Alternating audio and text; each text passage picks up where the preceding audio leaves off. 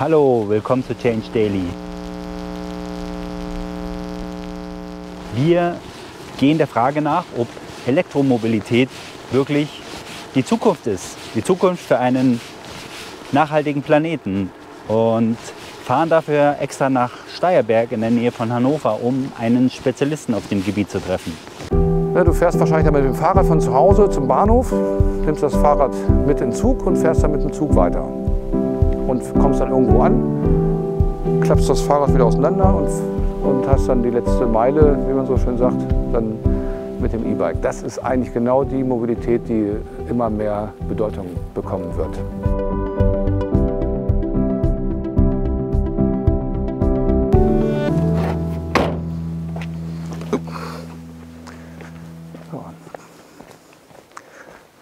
Hallo, ich bin Alex Holzmeier vom Institut für angewandte E-Mobilität. Wir betreiben jetzt nächstes Jahr 30 Jahre lang hier ein Carsharing mit E-Fahrzeugen und erneuerbaren Energien. Und aus unserer Sicht hat E-Mobilität ist nicht die Zukunft, sondern es ist die Gegenwart.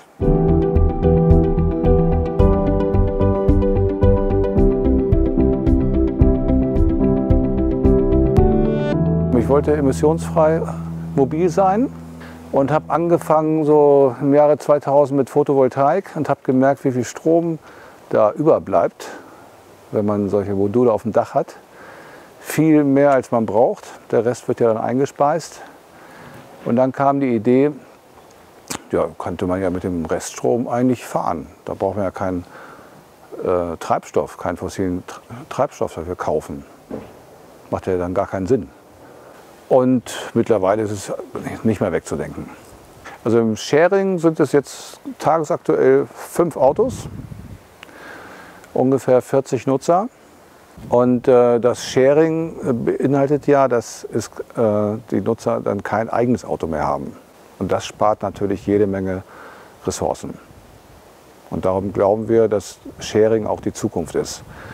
Wenn man sich hier so auf dem Parkplatz umguckt, hier stehen ja ganz viele Fahrzeuge. Ich rede ja immer von Stehzeugen, weil 23 Stunden am Tag stehen die Autos hier. Also da jetzt noch von Fahrzeug zu reden, ist eigentlich eine unfassbare Übertreibung. Also sie stehen nur im Weg rum. Es wäre ja schön, wenn dieser Platz irgendwann mal auch für die Menschen wäre. Weil wenn ich jetzt einen Privat-Pkw habe, heißt das ja, dass ich immer 10 Quadratmeter öffentlichen Raum für mich beanspruche. Nur damit ich irgendwo mein Auto hinstellen kann. Und das ist eigentlich das, wovon wir weg wollen. So bis vor 3, 4 Jahren gab es hier auch noch fossile Fahrzeuge im Sharing, der sogenannte Carpool, der existierte dann so nebenher. Also es gab dann das Elektroauto Carsharing und diesen Carpool, fossil. Und der wurde aufgelöst, weil er wirtschaftlich nicht mithalten konnte. Fossilautos sind viel zu teuer und auch viel zu unzuverlässig. Es gibt Leute mittlerweile, die fahren damit in Urlaub, nach Dänemark oder so. Da helfen natürlich die hohen Reichweiten. Die aktuellen Autos, die haben eine Reichweite von im Winter, sage ich mal, 250 Kilometer. 250 Kilometer heißt, wenn ich hier losfahre, eine Autofahrt von ungefähr mindestens 3 Stunden. Und in den 3 Stunden mache ich jedenfalls eine Pause.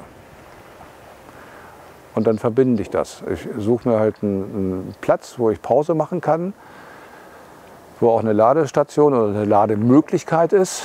Und während ich meine Pause mache, meinen Espresso trinke oder was weiß ich esse was, rauche noch eine oder irgendwas oder check noch ein paar E-Mails, ist das Auto schon wieder vollgeladen. Bei einer Batterie ist es so, selbst wenn sie fürs Fahrzeug nicht mehr nutzbar ist, weil die Reichweite dann sinkt, kann ich sie noch als stationären Speicher benutzen oder halt, wenn das dann nach 20 Jahren auch nicht mehr geht, dann zerlege ich halt die Batterie und habe ja die Rohstoffe für neue Batterien. Und da wir jetzt bei 97% schon liegen, denke ich mal, dass wir in 20 Jahren bei 99% Recyclingquote liegen werden. Die Vision ist natürlich, dass es sehr viel weniger Autos gibt. Wir haben fast 50 Millionen Autos hier in Deutschland gerade. Davon bräuchte man eigentlich nur vielleicht ein Viertel oder ein Drittel. Der Rest sind Stehzeuge. Da wollen wir natürlich mit unserem Ansatz möglichst viele Leute anstecken, dass wir dann da zu einer deutlichen CO2-Reduzierung kommen. Gute Fahrt, gute Heimfahrt. Komm gut Danke. nach Hause. Hast ja noch einen weiten Weg. Ja, bis dann. Ciao. Ciao. Ja, coole Sache, ne? Oh, jetzt ist er falsch abgebogen.